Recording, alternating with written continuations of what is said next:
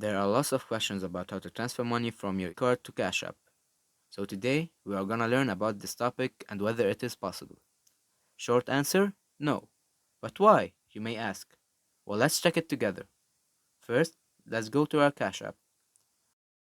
Going to our homepage by clicking on the bottom left icon, we can see many options.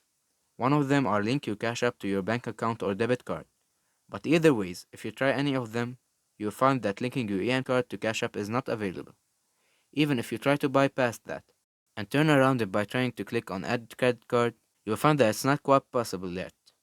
So basically, adding your EBT card to Cash App is impossible. Sorry for the bummer, but it's okay. Cash App has lots and lots of ways to link accounts to it still. Thank you for watching. See you on another video. Bye.